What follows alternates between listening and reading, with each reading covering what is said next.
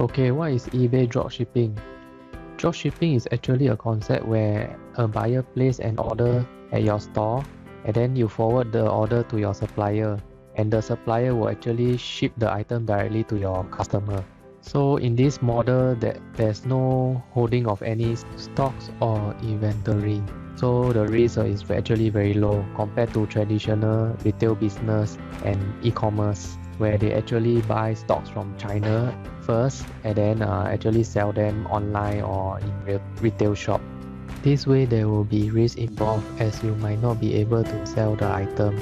Hence dropshipping is actually a preferred model as there's not much risk involved. So this is just a simple illustration of how dropshipping works. It actually consists of 4 things: the buyer, you, your store, and a supplier. So the buyer will come to your store and purchase the item, okay, then you will receive the order and then you forward the order to your supplier and the supplier will ship to your buyer. So in between you will actually take a cut of the profit. So as an example, if you sell the item at $100, the supplier costs $80, you make a profit of $20. But of course there will be fees involved, which I will talk more later in the module. Okay, so what are the pros and cons of dropshipping? Firstly, it is low cost.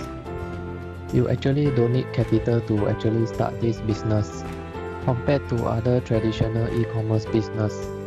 Secondly, it is easy to get started. Anyone can get started as long as you have internet access and a PayPal account to receive payment. So literally anyone in the world can start this business. And thirdly, there's no risk since you don't need to come up with any capital. So the risk is very low. Unlike if you start a traditional e-commerce business or a retail store, you will need to buy the goods in advance. So there's a risk of losing your money if you are unable to sell the product. That's why dropshipping is such a good business model.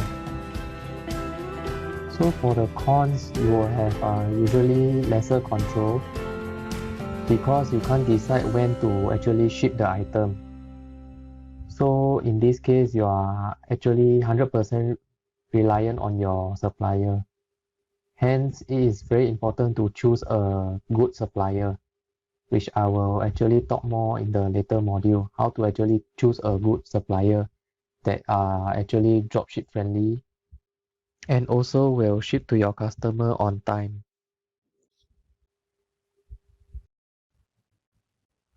Alright, let's talk about the cost of starting this business. I get this question very often. Is it possible for you to start this business with $0? The answer is yes. To be honest, I actually started this business with only $0. I did not use any tools or software to do this business. But of course, I would recommend you to use the tools eventually as it will help to scale your business faster and it will make your life much more easier. So if you would like to use the tools which I will recommend later in the course, it will cost you roughly about $50 per month, which is actually not a lot of money. The risk of starting an eBay dropshipping business is very low. So these are the things that you actually need to start this business without any capital.